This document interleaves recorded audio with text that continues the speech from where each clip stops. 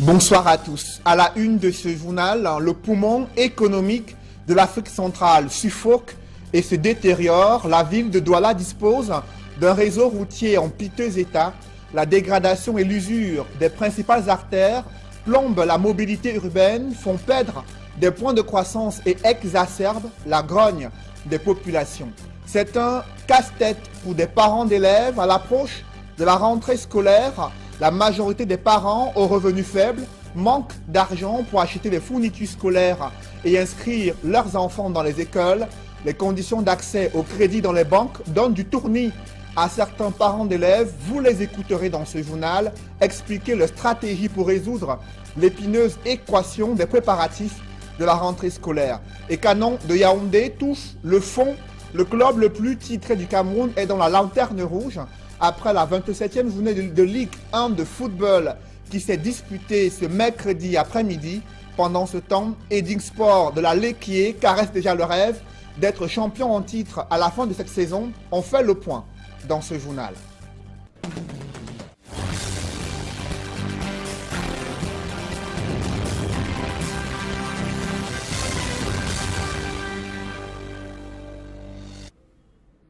Merci de suivre cette édition complète de l'information sur Equinox Télévision. Au cœur du poumon économique de l'Afrique centrale, des populations broient du noir, aucun aménagement routier n'a été effectué sur les principales artères du 3e arrondissement de Douala. Les populations vivent un véritable calvaire et dénoncent l'abandon de la part des autorités locales. Les routes sont impraticables, surtout en cette saison des pluies. Reportage Equa Claude et Donald Anouzoua. À l'entrée B, dans le 3e arrondissement de la ville de Douala, tout est dans l'eau. Le réseau routier s'est transformé en un long fleuve sinueux qui dicte sa loi aux riverains. Le très mauvais état de la route impose aux usagers l'emploi d'un vocabulaire qui sied à l'usage que renvoie l'infrastructure. Ici, l'on navigue plus qu'on ne circule. Oubliez même le mot, c'est petit à consommer. Ça veut dire que nous sommes délaissés, mieux des orphelins, parce que les orphelins, même des personnes aident des orphelins, même des passants. Pour arriver, vous voyez, c'est les pirogues qui vous transportent pour arriver où je suis. C'est très embêtant, c'est embêtant vraiment. Les engins à 2 roues, souvent aptes à contourner les obstacles, sont contraints, au même titre que les véhicules, à prendre un bain forcé dans ces eaux boueuses et insalubres qui côtoient les maisons d'habitation ainsi que les commerces environnants.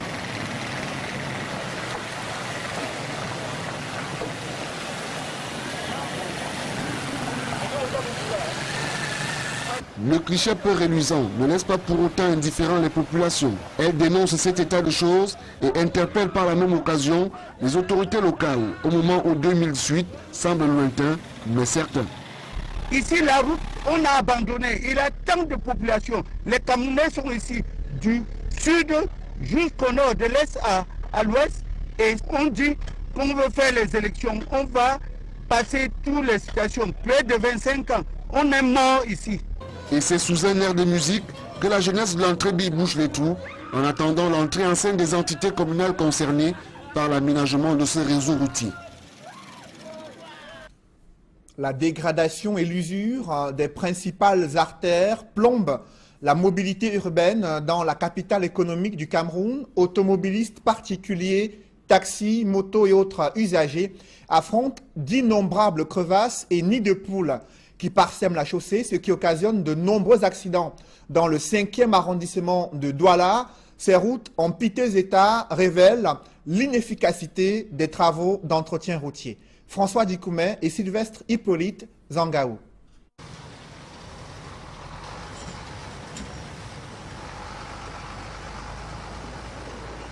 Nous sommes bel et bien à Douala, au lieu dit Makepe Saint-Tropez, dans le 5e arrondissement de la capitale économique du Cameroun.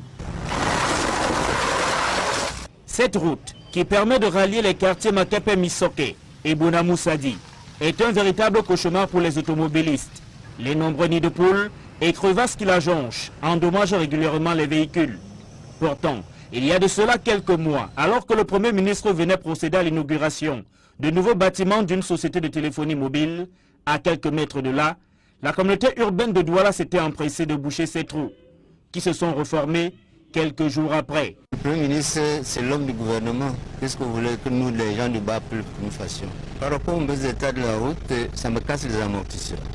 Ça affaiblit la suspension du véhicule. Et ça me cause encore beaucoup de dégâts et beaucoup de dépenses. Je ne peux pas dire qu'on a réparé parce que en réalité, rien ne s'est fait. Je pense que c'était justement pour le Premier ministre parce que ça n'avait pas duré une semaine. Et franchement, ça devient très intenable. Vous remarquez que la plupart des automobilistes préfèrent passer de l'autre côté, ce qui n'est pas aussi sans risque parce que on est obligé d'aller au sens interdit. Parti de Makepe Saint-Tropez, l'usager n'est pas au bout de ses peines à Douala 5e. Au carrefour Makepe Cour suprême, pour se diriger vers l'hôpital général de Douala, et il faut encore affronter les crevasses.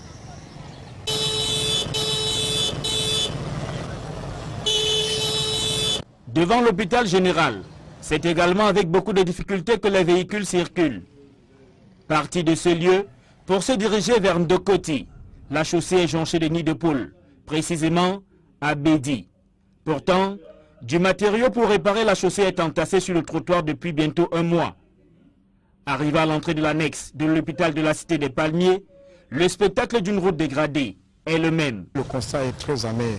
Les routes sont tellement dégradées à un tel niveau qu'on ne peut pas avoir l'accessibilité.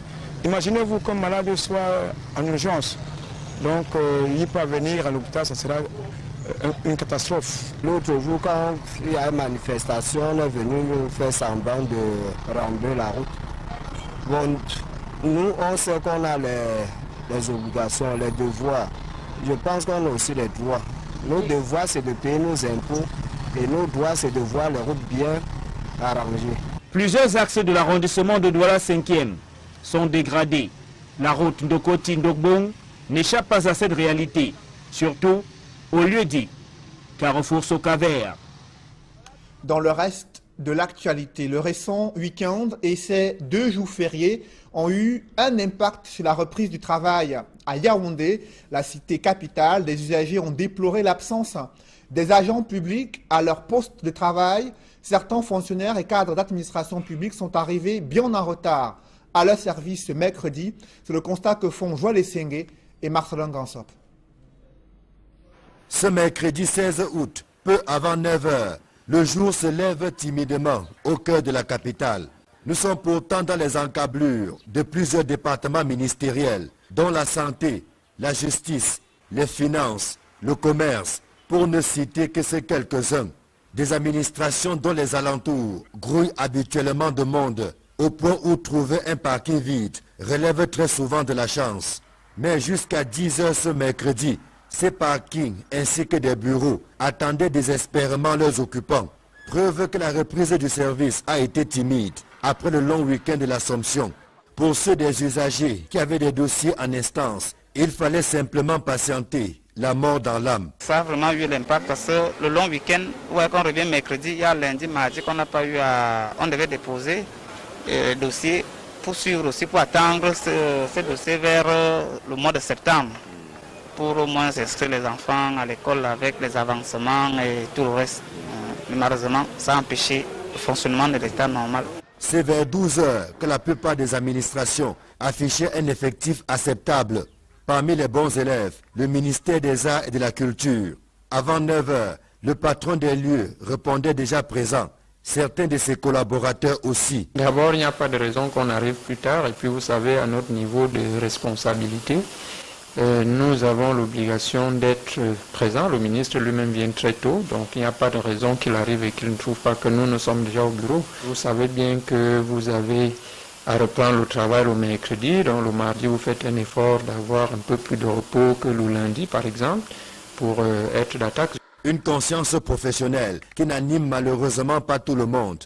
Au sortir du long week-end, certains fonctionnaires et autres agents de l'État ont cru devoir jouer les prolongations. Il y a justement un cas assez hilarant ce matin où j'appelle un de mes cousins qui est aussi dans une administration et qui me fait comprendre que lui il est encore à Ebolova et de lui demander tu ne travailles pas aujourd'hui, il me dit que mais la semaine est finie. Or nous sommes mercredi, milieu de semaine. Et je crois qu'il n'est pas le seul, certains feront comme lui et apparemment c'est une habitude qu'on commence à vouloir ériger comme règle, ce qui n'est pas normal. Selon des experts, Ce sont des milliards de francs CFA de pertes que le Cameroun enregistre à la suite de ces 2 jours d'inactivité pour cause de férié. Les préparatifs de la rentrée scolaire sont un véritable casse-tête pour des parents d'élèves. Je vous le disais en titre, la majorité aux revenus faibles manque de moyens financiers pour acheter des fournitures scolaires et pouvoir inscrire les enfants dans leurs écoles respectives. Les conditions draconiennes d'accès au crédit dans les banques donnent du tournis à certains parents d'élèves. Même le recours aux tontines n'est plus une garantie pour préparer la rentrée scolaire. Comment s'organise-t-il pour résoudre cette épineuse équation? Élément de réponse dans ce reportage signé Julienne Berthe-Bissaille. Entre crédit scolaire, système d'épargne et cotisation, les parents, pris dans la spirale des préparatifs de la rentrée scolaire, tentent bien que mal de résoudre l'équation financière. Pour certains employés d'entreprises publiques et privées dont les avoirs sont domiciliés dans des banques, l'option du crédit scolaire est la plus satisfaisante. En ce qui concerne la rentrée scolaire 2017-2018, je me suis rendue auprès de ma banque, ils m'ont accordé un crédit. C'est avec ça que j'ai fait des inscriptions et la scolarité, ainsi que les fournitures scolaires des enfants. Cet argent, je la rembourse tous les mois, très satisfaite. Ça me soulage. Ceux exerçant plutôt dans l'informel développent plusieurs formules pour financer la rentrée scolaire. Bon, moi je prépare ma rentrée scolaire pour mes enfants un mois avant la rentrée parce que je suis un commerçant. Bon, je ne base pas sur les crédits financiers et les banques, non. La tontine, non plus. Ce qui me revient dans mon commerce, c'est ça, c'est avec ça que j'inscris mes enfants à l'école. Je n'ai pas d'argent à garder. Je travaille quoi pour garder l'argent? C'est dans ma petite tontine que je fais. Quand je bouffe, c'est avec ça que moi je prépare la rentrée mes enfants. J'attends encore, je n'ai encore rien fait. La rentrée scolaire, période de dépenses, est un moment où les parents aiguisent leur sens d'imagination afin d'être prêts le jour J. Un bateau humanitaire médicalisé suscite déjà l'espoir de guérison chez des milliers de Camerounais victimes de maladies rares.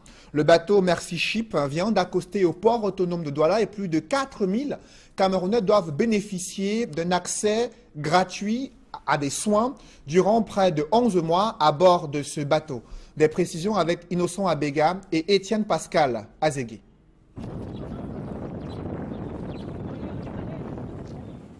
Il est enfin là, le bateau humanitaire qui suscite beaucoup d'espoir, comme son nom l'indique, Mercy Ship, pour toutes ces personnes au Cameroun qui souffrent de diverses pathologies.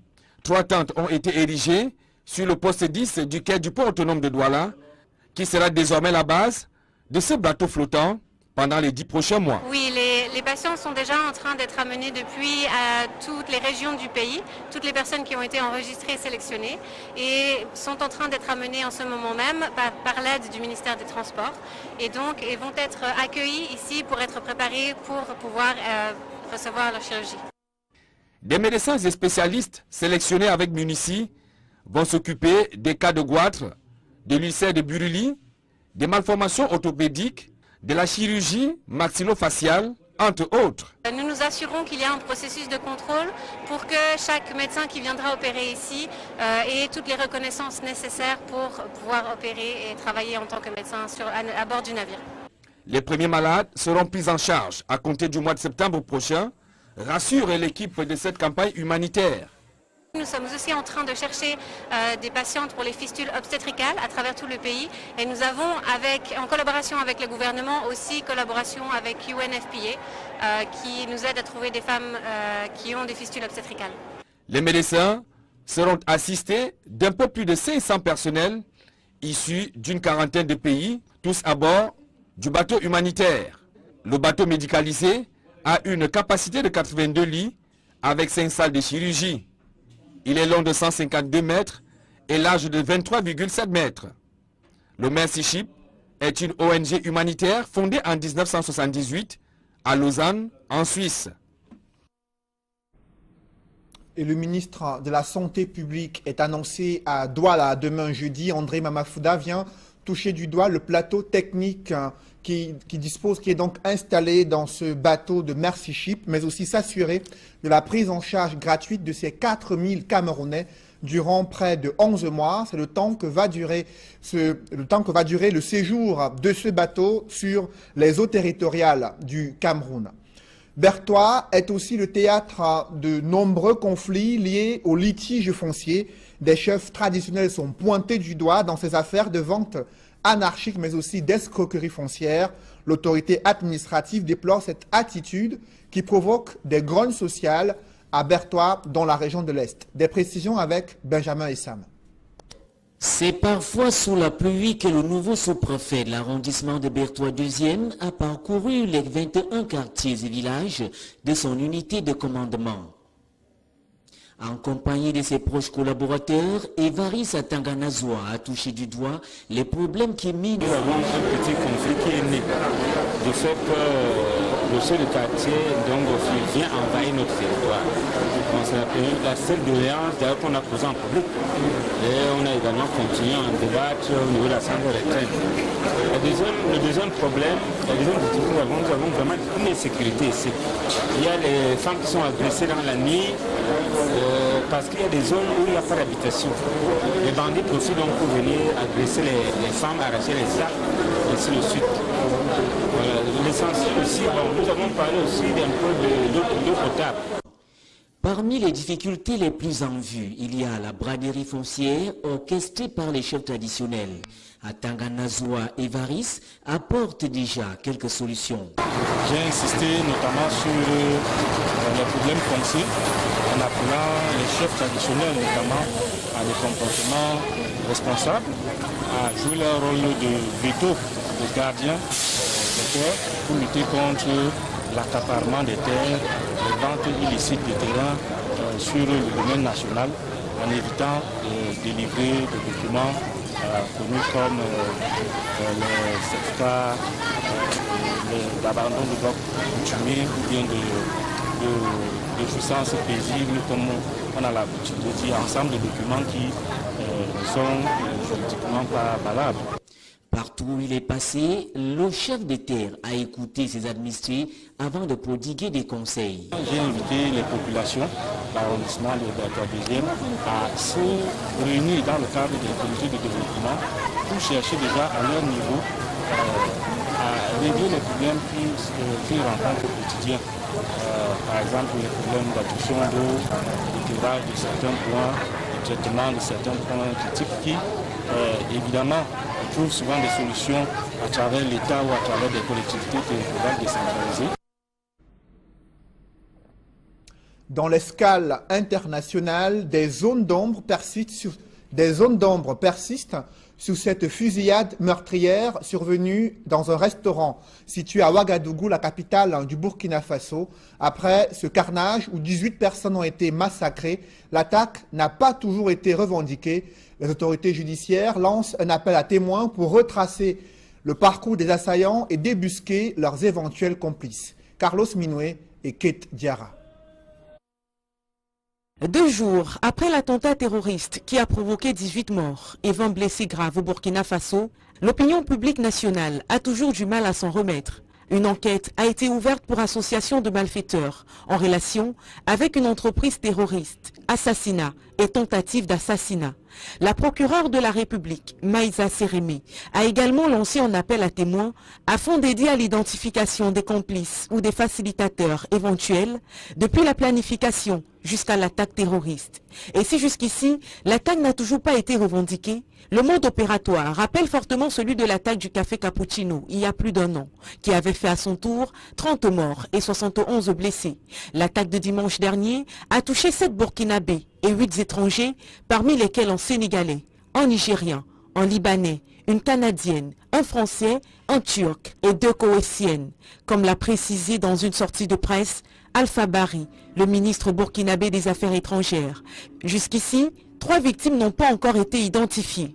Le président du Sénégal, Macky Sall, a apporté son soutien total au peuple burkinabé. Pour Alpha Condé, le président guinéen, c'est un sentiment de révolte et d'indignation qui a été provoqué par cette attaque. Le président malien, Ibrahim Boubacar Keïta, est arrivé au Burkina Faso pour apporter son soutien à la population durement éprouvée.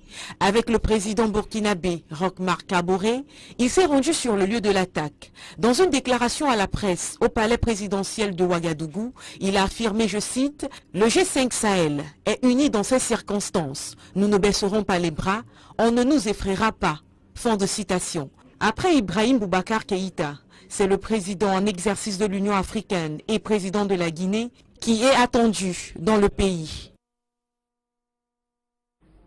En sport, l'Académie nationale de football est-elle en train de briser le rêve des jeunes talents démunis? L'admission à l'ANAFOOT sera payante. Les candidats sont appelés à débourser 50 000 francs CFA pour la scolarité et les frais d'inscription. Le conseil d'administration de l'ANAFOOT vient ainsi de fixer les différentes modalités d'admission dans cette école de football. Des précisions avec Élisée Bogba et Aïk Cyril. 10 000 francs CFA de frais d'inscription et 40 000 francs CFA de frais de scolarité, ce sont les montants de la formation à l'Académie nationale de football du Cameroun. Les taux ont été fixés à l'issue de la toute première session ordinaire du conseil d'administration de l'ANAFOOT tenu à Yaoundé. Lorsque vous êtes sélectionné dans le pôle, c'est 10 000 inscriptions, 40 000 pour l'équipe de travail. Et il y a d'autres modalités aussi qui seront prises en compte lorsque vous serez sélectionné dans l'ANAFOOT centrale. Et normalement, nous avons fait en sorte qu'on puisse avoir uniquement les meilleurs, c'est-à-dire avoir la perle rare.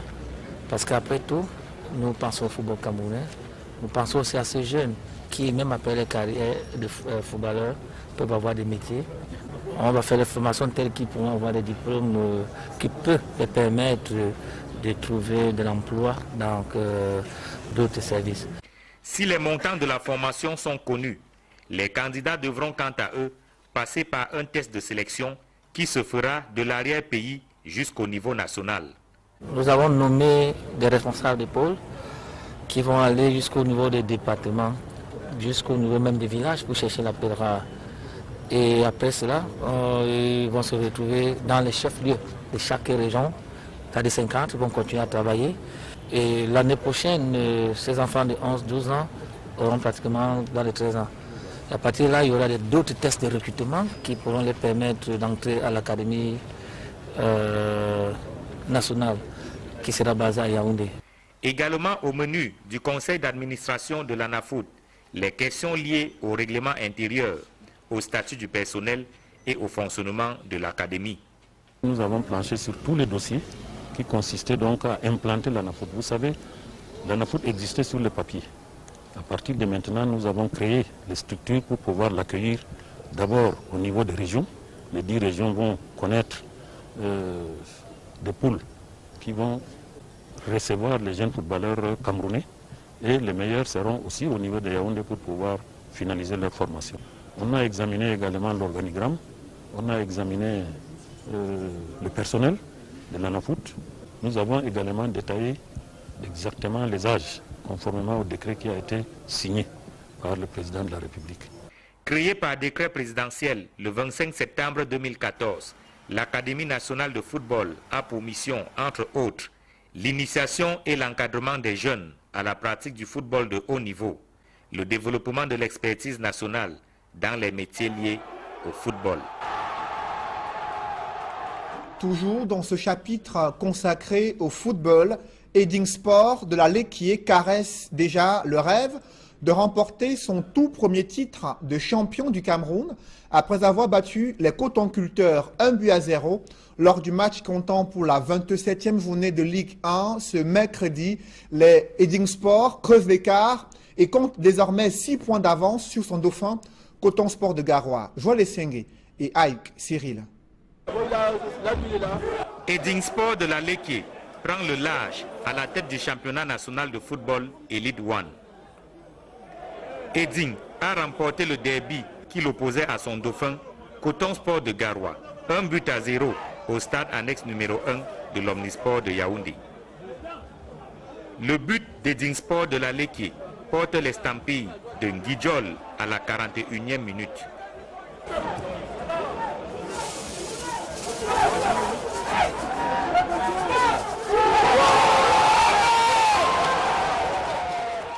Pour gagner un match, il faut bien jouer au foot.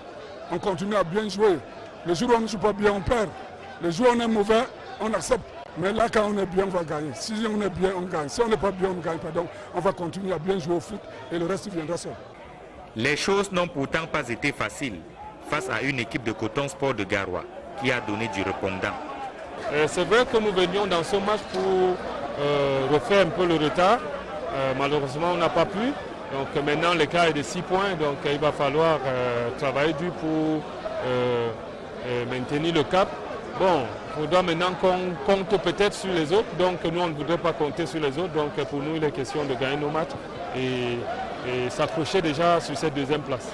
Mais la victoire des Dingsport de la Leki tient d'un discours basé sur la rigueur. C'est le discours de tous les jours. Se comporter comme des joueurs professionnels, se faire plaisir d'abord eux-mêmes et faire plaisir aux spectateurs qui viennent les regarder. Vous avez vu comment tout le monde est content. Donc le discours, c'est bien jouer au football. Et quand on joue bien au football, on gagne.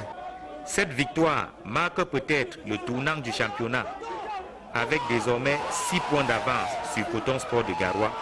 Et Dingsport de la Leki réalise un grand bond vers son tout premier titre de champion du Cameroun. À quelques journées de la fin de ce championnat de football, Coton, le club le plus titré du Cameroun, Canon de Yaoundé, est désormais la lanterne rouge dans le classement après avoir été tenu en échec à domicile face à UMS de Loum, 1 but partout. Pendant ce temps, Lion blessé de Foutoni remonte dans ce classement, vous le voyez en image. De Ligue 1, l'on note qu'il reste 7 journées et Lion blessé qui monte d'un cran et cède sa dernière place à Canon de Yaoundé qui compte seulement 22 points. Le score le plus lourd de cette journée a été réalisé par Colombe de Ndia et qui a donc battu à Bafoussam, Feutieux FC 5 buts à 0. Un public reportage dans ce journal. Les 7e journées de solidarité ont eu une effervescence particulière à Bangou, dans la région de l'Ouest. Les forces vives résidentes à Buea ont fait le déplacement pour soutenir leur communauté afin d'œuvrer pour le développement socio-économique et culturel. Reportage d'Dallas Tiana et Jean-Paul Founiat. Entre collines et vallées de l'arrondissement de Bangou dans les hauts plateaux, ces élites résidant dans la région du sud-ouest Cameroun sont au village pour célébrer avec les populations les journées de solidarité Bangou. Pour cette 7e édition, les membres de l'amicale des élites Bangou de Buea plantent des arbres pour lutter contre le changement climatique et surtout embellir leur cité. Nous avons constaté bien évidemment depuis quelques années l'environnement est menacé. Donc le projet consiste à planter les arbres sur les différentes artères du village de Bangou. En présence de l'autorité administrative, des centaines d'arbres sont repiqués sur un parcours de près de 15 km. C'est le lieu pour nous d'encourager l'amicale des élites de Bangou de Buea qui ont pensé à faire un tour dans leur village pour faire de cette localité une ville verte. Après la préservation de l'environnement, l'amicale des élites de Buea sensibilise les populations de Bangou sur la préservation de leur santé à travers une marche sportive. Point de départ, Bangou Carrefour. Étirement à la chefferie supérieure. Instant de répit au lieu qualifié de tournant Z pour sa succession de virages. Après le regain d'énergie, la marche se poursuit jusqu'au point de chute à Bangouville. Au bout de plus de 3 heures d'horloge, c'est pari réussi pour les participants grâce au concours de Source Tanguy, le sponsor officiel de votre santé. J'ai consommé de l'eau Tanguy. J'ai consommé 1 litre de Bangou Carrefour jusqu'ici. C'était très bien. Ça m'a donné du tonus. Il faut qu'on essaie de multiplier ce genre d'initiatives. Ça fait quand même que de temps en temps, en famille, qu'on se retrouve. Après une marche éprouvante, l'amicale des élites Bangou de Buea offre des moments de communion et de partage autour du BHB. Entendez beignets haricots bouillis à la farine Asso de la Société des minoteries Grand Moulin du Cameroun. Dans cette vague d'activités, les moments de partage sont au cœur de cette 7e édition des Journées de solidarité Bangou. Le principe consiste pour les habitants d'offrir des produits de leur récolte pour recevoir en retour un cadeau des élites pour la plupart constitués des produits de première nécessité, des vêtements et fournitures scolaires. Le partage est quelque chose d'exceptionnel. On ne peut pas construire une nation, on ne peut pas construire une société sans mutualiser les efforts. Et cet acte de partage, c'est cet idéal-là. Au cours de cette cérémonie riche en sons et couleurs, les élèves les plus méritants de l'arrondissement de Bangou reçoivent des bourses et kits scolaires pour la prochaine rentrée des classes. Nous primons ici l'excellence parce que sans excellence, un pays ne peut pas être à la hauteur du défi du développement qui nous intéresse. La population de Bangou peut alors vivre des moments de détente, de distraction mémorables avec des démonstrations d'arts martiaux, des jeux concours et promotions de la bière Magnan, symbole de fraternité. Le tout arrosé de la bonne animation de l'orchestre des brasseries du Cameroun. Au cœur de toutes ces activités, une innovation. Une conférence débat sur le thème « Bangou à la croisée de la mondialisation ». Enjeux, atouts et perspectives. À travers différents exposés, d'éminents enseignants d'université, experts scientifiques de haut vol présentent les avantages et inconvénients de la mondialisation sur le devenir et l'avenir du village Bangou en particulier, le Cameroun et l'Afrique en général. Vous ressuscitez l'artisanat. On peut dire aux gens, vous faites des petits paniers en rotin, vous faites les sacs en fibre de raffia, vous faites les petites chaises. Donc il y a énormément de choses qu'on peut produire et apporter à la mondialisation. Au bout d'un week-end d'échanges en idées riches, des moments de partage inoubliables, l'apothéose de la 7e édition des Journées de solidarité Bangou, c'est autour d'une finale de football au stade du lycée bilingue. Sur le score de 2 buts partout au terme du temps réglementaire, l'équipe de Bangou Carrefour remporte au tir au but devant l'équipe de Tchela FC. Ainsi, l'équipe victorieuse reçoit un trophée et une somme de 50 000 francs CFA. Tchela FC, malheureux finaliste, 35 000 francs. Un trophée et 15 000 francs pour le fair play de l'équipe de Bangouville. Quant au meilleur joueur, il est gratifié d'un trophée et 15 000 francs. Pour l'amicale des élites Bangou de Boya et l'autorité administrative, tout est bien qui finit bien. Merci à nos gens qui ont participé, merci pour le faire play et merci pour leur esprit de développement et surtout de la discipline qui a pris durant cette année. C'est quelque chose qui rassemble les jeunes, les parents et surtout en cette période de vacances. C'est vraiment excellent. En se séparant à Bangou, tous les participants se sont donné rendez-vous en 2018 avec d'autres innovations pour une 8e édition des Journées de solidarité Bangou. Mesdames, Messieurs, c'est la fin de ce journal. Merci de l'avoir suivi. Je vous souhaite une bonne soirée sur Equinox Télévision.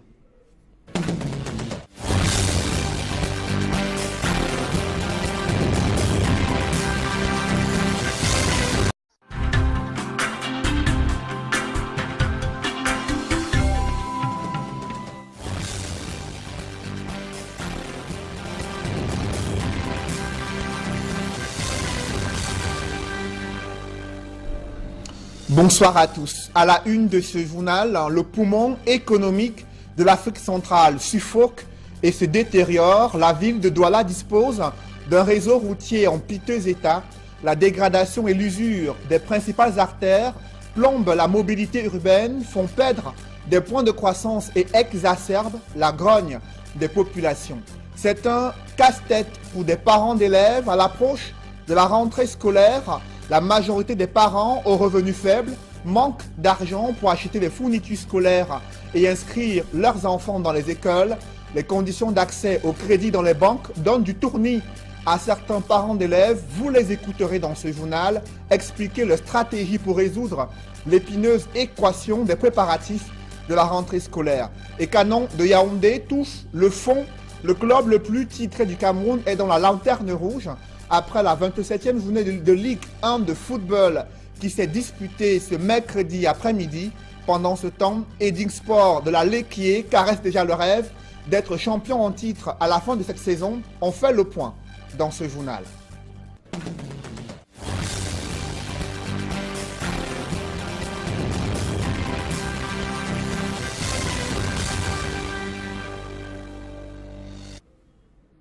Merci de suivre cette édition complète de l'information sur Equinox Télévision. Au cœur du poumon économique de l'Afrique centrale, des populations broies du noir aucun aménagement routier n'a été effectué sur les principales artères du 3e arrondissement de Douala. Les populations vivent un véritable calvaire et dénoncent également avec beaucoup de difficultés que les véhicules circulent. Parti de ce lieu, pour se diriger vers Ndokoti, la chaussée est jonchée de nids de poules, précisément à Bédi. Pourtant, du matériau pour réparer la chaussée est entassé sur le trottoir depuis bientôt un mois. Arrivé à l'entrée de l'annexe de l'hôpital de la Cité des Palmiers, le spectacle d'une route dégradée est le même. Le constat est très amer. Les routes sont tellement dégradées à un tel niveau qu'on ne peut pas avoir l'accessibilité. Imaginez-vous qu'un malade soit en urgence. Donc, il peut venir à l'hôpital, ça sera une catastrophe. L'autre jour, quand il y a une manifestation, on est venu nous faire semblant de rendre la route. Bon, nous, on sait qu'on a les obligations, les devoirs. Je pense qu'on a aussi les droits. Nos devoirs, c'est de payer nos impôts et nos droits, c'est de voir les routes bien arrangées. Plusieurs axes de l'arrondissement de Douala 5e sont dégradés. La route Ndokoti-Ndokbong n'échappe pas à cette réalité, surtout au lieu dit Carrefour Socaver. Dans le reste de l'actualité, le récent week-end et ses 2 jours fériés ont eu un impact sur la reprise du travail à Yaoundé, la cité capitale. Des usagers ont déploré l'absence des agents publics à leur poste de travail. Certains fonctionnaires et cadres d'administration publique sont arrivés bien en retard à leur service ce mercredi. C'est le constat que font Joël Essengé et Marcelin Gansop. Ce mercredi 16 août, peu avant 9 h, le jour se lève timidement au cœur de la capitale. Nous sommes pourtant dans les encablures de plusieurs départements ministériels, dont la santé, la justice, les finances, le commerce, pour ne citer que ces quelques-uns. Des administrations dont les alentours grouillent habituellement de monde, au point où trouver un parking vide relève très souvent de la chance. Mais jusqu'à 10 abandons de la part des autorités locales, les routes sont impraticables, surtout en cette saison des pluies. Reportage Equa Claude et Donald Anouzwa. À l'entrée B, dans le 3e arrondissement de la ville de Douala, tout est dans l'eau. Le réseau routier s'est transformé en un long fleuve sinueux qui dicte sa loi aux riverains. Le très mauvais état de la route impose aux usagers l'emploi d'un vocabulaire qui sied à l'usage que renvoie l'infrastructure. Ici, l'on navigue plus qu'on ne circule. Oubliez même le mot, c'est petit à consommer. Ça veut dire que nous sommes délaissés. Mieux des orphelins, parce que les orphelins, même des personnes aident des orphelins, même des passants. Pour arriver, vous voyez, c'est les pirogues qui vous transportent pour arriver où je suis. C'est très embêtant, c'est embêtant vraiment. Les engins à 2 roues, souvent aptes à contourner les obstacles, sont contraints, au même titre que les véhicules, à prendre un bain forcé dans ces eaux boueuses et insalubres qui côtoient les maisons d'habitation ainsi que les commerces environnants.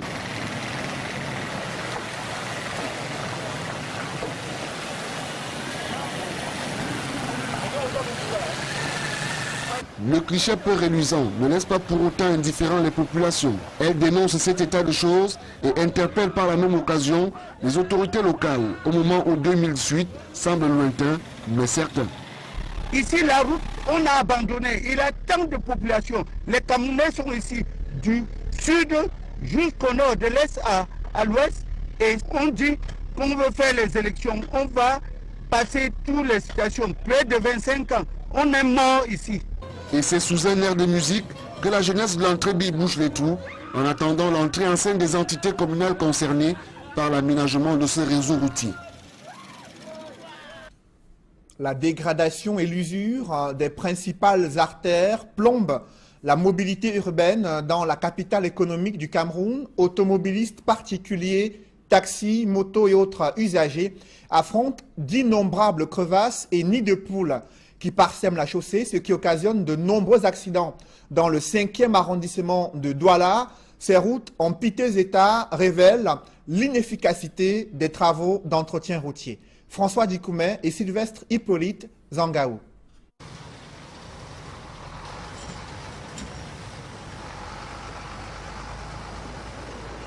Nous sommes bel et bien à Douala, au lieu dit Makepe Saint-Tropez, dans le 5e arrondissement de la capitale économique du Cameroun.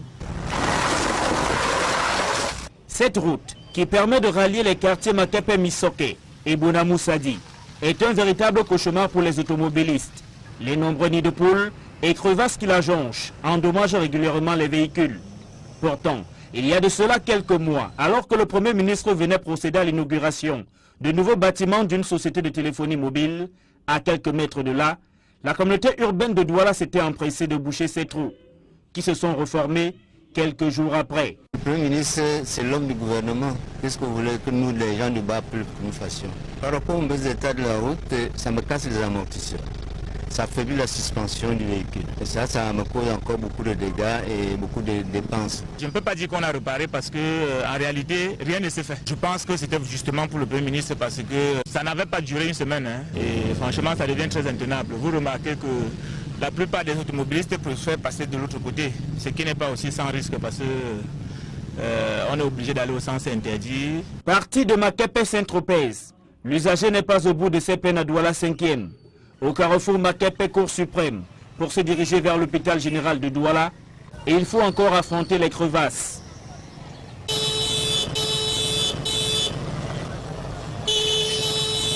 Devant l'hôpital général, c'était ce mercredi, ces parkings ainsi que des bureaux attendaient désespérément leurs occupants. Preuve que la reprise du service a été timide après le long week-end de l'Assomption.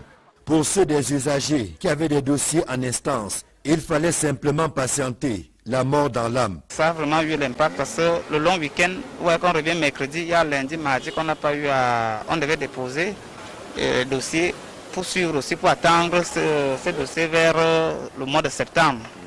Pour au moins inscrire les enfants à l'école avec les avancements et tout le reste. Mais malheureusement, ça a empêché le fonctionnement de l'état normal. C'est vers 12 heures que la plupart des administrations affichaient un effectif acceptable. Parmi les bons élèves, le ministère des Arts et de la Culture. Avant 9 heures, le patron des lieux répondait déjà présent.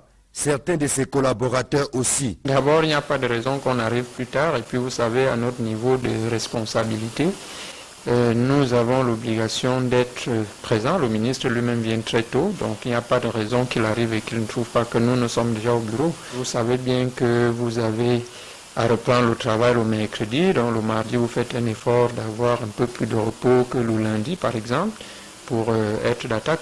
Une conscience professionnelle qui n'anime malheureusement pas tout le monde. Au sortir du long week-end, certains fonctionnaires et autres agents de l'État ont cru devoir jouer les prolongations. Il y a justement un cas assez hilarant ce matin où j'appelle un de mes cousins qui est aussi dans une administration et qui me fait comprendre que lui il est encore à Ebolova et de lui demander tu ne travailles pas aujourd'hui, il me dit que mais la semaine est finie. Or nous sommes mercredi, milieu de semaine. Et je crois qu'il n'est pas le seul, certains feront comme lui et apparemment c'est une habitude qu'on commence à vouloir ériger comme règle, ce qui n'est pas normal. Selon des experts, ce sont des milliards de francs CFA de pertes que le Cameroun enregistre à la suite de ces 2 jours d'inactivité.